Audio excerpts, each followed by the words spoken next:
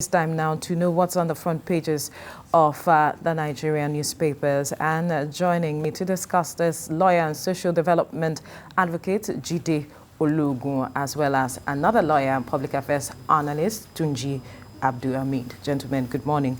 Thank you for joining us on TVC Breakfast. Good morning. All right, let's head straight to the papers now, and I begin with the Daily Independent.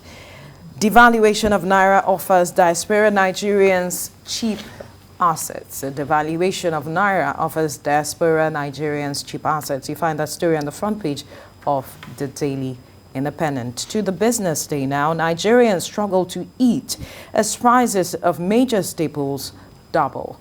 Nigerians struggle to eat as prices of major staples double.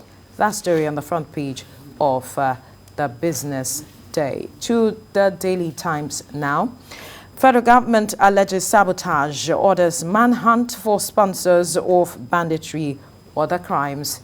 Federal government alleges sabotage, orders manhunt for sponsors of banditry, other crimes.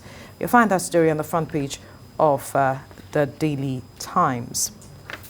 To the blueprint now, Buhari to service chiefs. Don't give bandits, kidnappers space. Don't give bandits, kidnappers space. Other security agents to take out criminals, sponsors. Zamfara no-fly zone remains. 2 priests, 20 others killed in Ebonyi, Benue. Details of the story on the front page of the blueprint. All right, let's quickly move now to the Daily Trust. Gunmen kill 31 as Buhari tasks service chiefs to be proactive. 27 murdered in Ebonyi reprisal. 4 shot dead in Benue. Community leader vet doctor kidnapped in Adamawa. Details of all of the stories on the pages of the Daily Trust newspaper. We'll move now to the News Direct. Buhari orders service chiefs to arrest the bandits and sponsors. Details of that story on the pages of the News Direct. To the Vanguard now, after meeting service chiefs, track takeout sponsors of kidnappers, bandits. Buhari says government abhors criminals dictating the pace in fight against insecurity, vows to provide resources needed to put down criminals. Police rescue kidnapped travelers in Kaduna, recover AK-49 rifle. Banditry, insurgency, we are making progress, says Chief of Army Staff. Details of all of the stories on the pages of the Vanguard newspaper. To the Daily Sun now, war against bandits, kidnappers, Buhari to security chiefs, go after sponsors of insecurity, says criminals dictating pace will no longer be tolerated.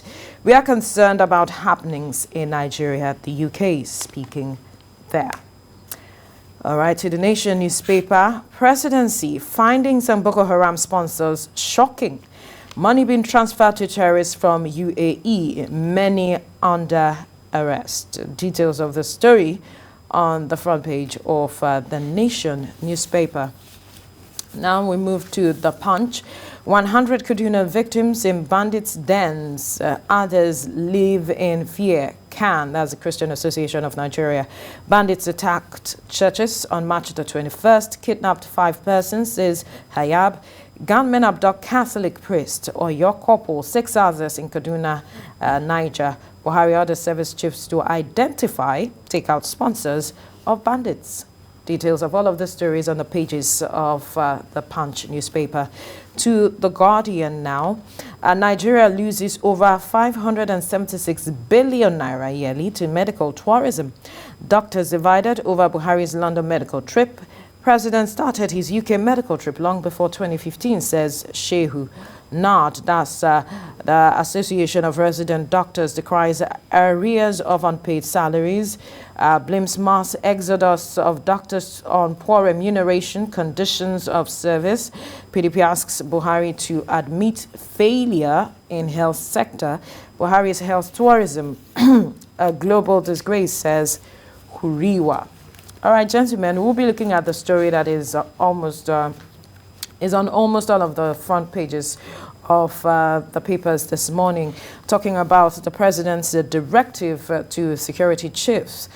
He met with the security chiefs before he traveled, and he gave them marching orders to find or fish out the sponsors of Boko Haram and perhaps bandits, insecurity, those who are feeling insecurity, sponsoring them across the country. Because when you look at the front page of the Nation newspaper, the findings about those who are sponsoring them is quite shocking. It comes as a shock to the presidency. But I will recall that we had a similar conversation last week where you talked about those who have transferred monies even from the UAE. Perhaps you begin the conversation this morning stemming from that point of view.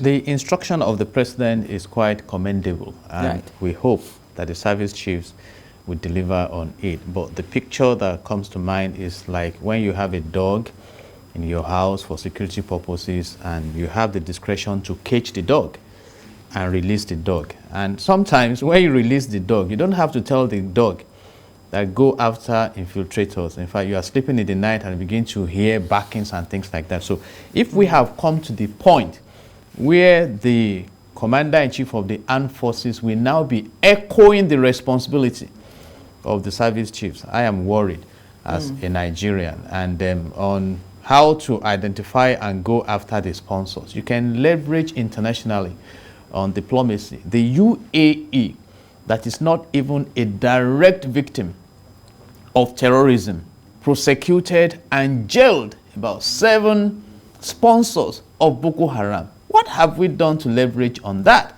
Even within the country, we have sufficient intelligence report that can help. So maybe they are now being reminded, but as a Nigerian, I think the whole approach is a joke for me. If we know the import of security and the connection with prosperity, we rise up and secure this nation. You know, right now we are even talking about the Senate is faulting the request of, I think, about now around 95 million euro for mechanized farming.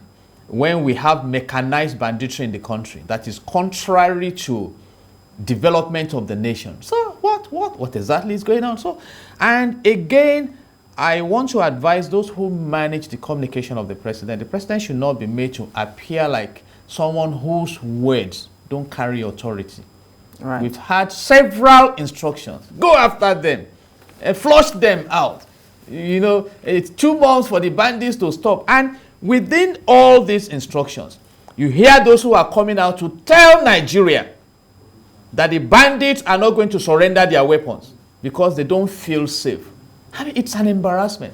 But I must also point something out in the statement of the president as he advised the service chiefs to go after the sponsors and bandits.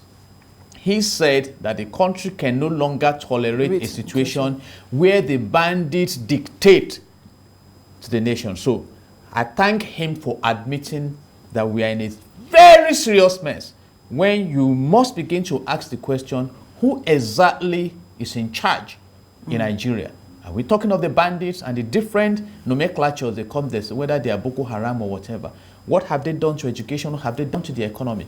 What have they done to the safety of the people? So, my amiable president, I wish you the best, sir. And like I keep saying, history is documenting everything happening within your regime. And I hope that when it's all over, you'll be on the golden side of governance. Now, Tunji, this is not the first time that we're hearing issues about sponsors of Boko Haram. Even during the tenure of President Goodluck Jonathan, he talked about it at the time. And even in this regime, we're hearing that again. And the government is alleging sabotage, all of that. These are issues that have been spoken about over time. And a lot of Nigerians are wondering how it is now that is seemingly a major talking point when people have been hammering on this. Is intelligence gathering a challenge? Is it seemingly a reflection of the fact that our intelligence gathering is not as strong as it should be to addressing these issues, or what really is the problem? Yeah, to start with, let me just say that I am shocked that the president is shocked about the findings on the Boko Haram sponsors. Why I'm shocked? Because I have not seen the statement to me, my understanding is that the president is aware or know or he knows those who are the sponsors. Because if you are shocked about the finding on them, what have we done to get any of them? What have we done to trace them? Obviously, what have we done? He's just getting to know from the reports. He's just perhaps he's just realizing. Does that mean the president has not been following his job, has not been doing his job for now? We have been battling with this Boko Haram for years. Right. I will be shocked. Perhaps the information I am just shocked got to him. that the president is just getting the information, which means the president is not even in charge of anything in that regard. So to me, the issue of intelligence, as you said, is not as if we don't have people who can gather intelligence. But it appears we don't prioritize. Our priority is not about this Boko Haram and the bandits or those who are causing insurgency in this country. You remember the NSAS protest? Right. Within a week or a day or so, they are able to track down all those who are sponsoring the clip were sponsoring the protest, and their account were blocked in a way. Today, I have not heard that this person's account has been blocked because it's linked to Boko Haram. I have not heard that. Look, the findings on Boko Haram sponsors, which means if you have a findings on Boko Haram sponsors, it means the names have been mentioned. Right. I have not. As a swift and a responsive government, I expect that 1, 2, 3, 4 people of them, if they are up to that, will have been picked up, or they will have been tracked, and something will have happened. We'll know that. Perhaps we'll be seeing that in the days ahead, because this conversation was just had yesterday. This is not new, as far as I'm concerned. This statement is not new. It's not today. These have been regular statements. That we are tracking them. We know them. We know the sponsors. We are going to deal with the sponsors. In fact, the sponsors are from the foreign country. They are from. These are normal statements by them. As far as I'm concerned, in fact, it's an indictment of the president. To say it's just the findings on Boko Haram is shocking to him. The president is #1 security man in the country, the chief commander-in-chief. He should be ahead of everybody. He should know more than everybody in this country in terms of security. All details. When we talk about security, people will say, "Do you know what the president has seen?" To me now, the president has not even seen what I've been seeing. That's to me what I've been seeing regarding security in the country. The president has not seen it by this statement. If your finding is shocking by now, I think it's embarrassing, and it's unfortunate. You see, we don't use our intelligence to gather information properly. We just want to do things and ensure. I don't even know why this issue of Boko Haram and these bandits are being treated like with kid gloves. Because I don't understand it. I don't know who are those I don't know who are behind it. Maybe they are more powerful than the country, or maybe those who are in the they are more forceful than the country. Because I don't know why they will be treated like a king in that regard. Because I don't. It's about people not doing their job.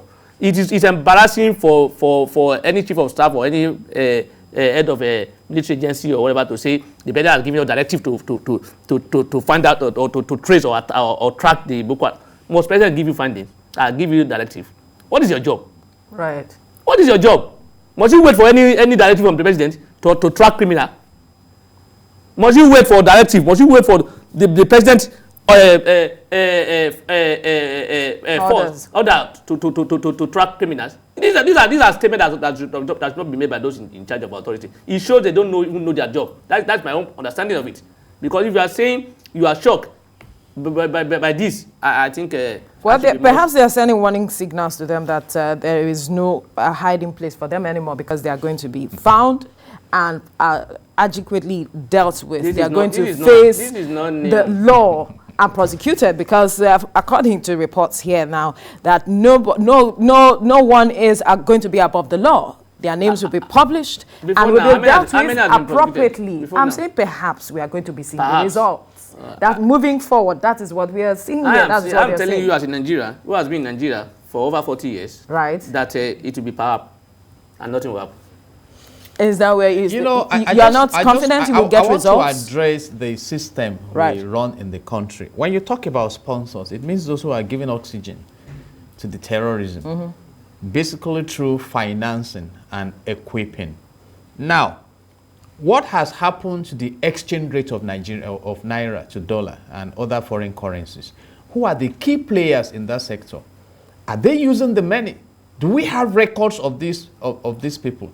There is a report now that UAE, that money may be transferred from UAE. Yes. Who are those transferring the money?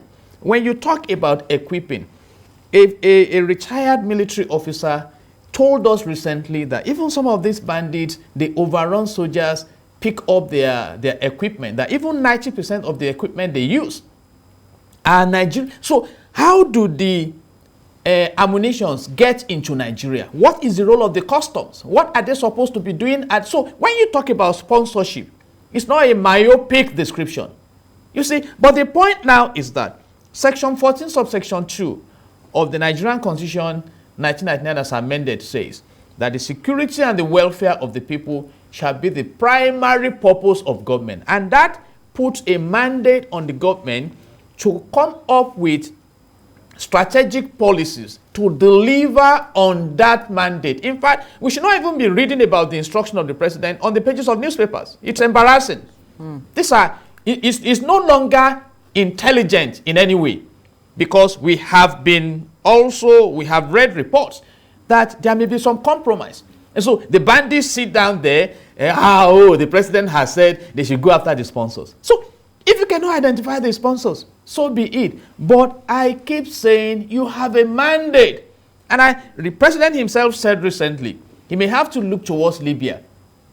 The rebels are bringing weapons into Nigeria from Libya. And I asked a very simple question. Now, if there are rebels in Libya who are looking for where to deploy their ammunition, why wouldn't they go to Rwanda? Why wouldn't they go to Ghana? Why wouldn't they go to Benin Republic? All right? So it means, and what about the policy of the president that Africans could come into Nigeria and obtain visa on arrival? And some of them came in, we started registering them, e-registration. Yes. And the chief of army staff rose up to tell us that 90% of the terrorists in court are Nigerians. Yes, they are Nigerians because you have registered them. So what is the role of immigration? You need to first evaluate the system you manage. Are you accommodating crime? Are you fighting crime? It's as simple as possible as that. If not, we just continue to dance round the pole. And remember when my president came back from a trip, saw the present Inspector General of Police and said, you must have been having a tough time, you have lost weight. So losing weight is the measurement of performance in office. I'm sad. I'm sad that now Nigeria is about to be managed fully in the area of security by the military. The military does not have any business in internal security. In a democracy. And I have set an agenda, right, and Nigerians should watch it. I pray that towards 2023, all states will not be begging the military to come and manage their regions. That insecurity will not become a tool of manipulation for political escapades in Nigeria. God has blessed this country. So we are talking about mechanized farming. We are talking about spending billions on refineries, turnaround, whatever. What stops us from creating jobs? I mean, when you talk about farming, China, that is a friend of Nigeria, has about 7% of arable land and feeds about 22% of the world population. Right. You talk about Israel. What are we doing to develop? Look at now, education is threatened in Nigeria.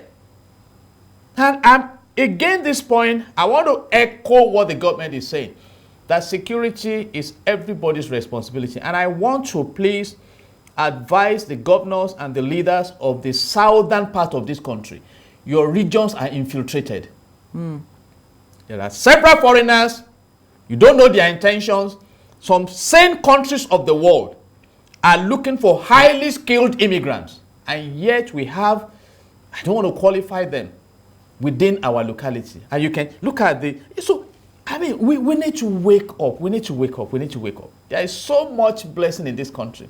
Right. And again, finally, to anchor my position here, and I will link that with the medical tourism of my president and the argument that he has not transferred authority to the vice president.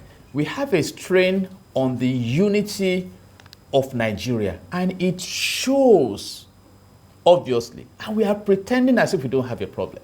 You see, this country must be managed like a viable project. a viable, we need prosperity, we need peace. I was thinking about it yesterday. How many Nigerians can wake up now and say, I want to go to my hometown and I'm taking my wife, I'm taking all my children? We need to look at these simple things. Absolutely. It's either husband will say, okay, I will meet you there, or when you get to Akure, I meet you at Ilara Moki, then the children can stay with Uncle Kini in Ondo.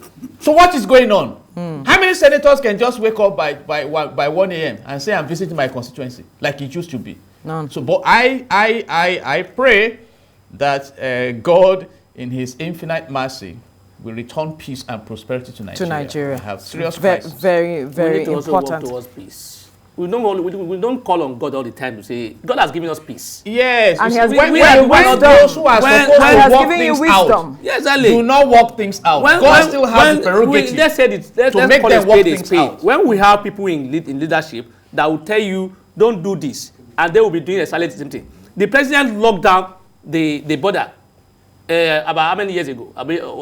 What was the reason? They want to patronize, they want local content, they want to promote local content. The president is abroad promoting foreign content. What are you talking about? You see, the education is suffering in the country.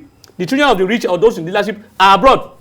The health sector is suffering in the country. Those who are rich or who are in leadership are taking treatment abroad. Some of them are taking their vaccine abroad. Who knows that maybe they're even there now to go and take that vaccine as well. You see, when you say this and you're not doing that thing and you say you are a leader, to me, it's embarrassing for the president to even be saying, I want to go for medical checkup or whatever. Anywhere, even in Ghana there, not even abroad. And not even in UK. You see, that is the reason why we are where we are today. Because those in the government are not sincere. They are not dealing with us with integrity. They are not dealing with us with honesty. They are just there for their own personal interest. That's where I see it. But you put them there. I did not put them there. You are part of those. I did not put them there. Did you not vote? Did you not vote? I am saying it openly on TV today. I did not vote for President Buhari in 2019. Did you not vote for I did not, others? Because I realized that I campaigned and voted for President Buhari in 2015, thinking the president would deliver for me. After 6 months, I realized that this president cannot deliver for me. I decided not to follow him again. Right. That is truth. All right. We'll leave the conversation here now, gentlemen.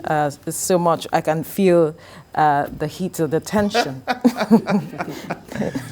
But then we can only look forward to better days ahead, believing that those in authority are listening to the pleas and, the suggestion of citizens. Thank you, gentlemen, for your time. Tunji Abdulhamid, thank you. Jide Ologun as well for your time on the program. God build Nigeria. Amen. Thank you very much.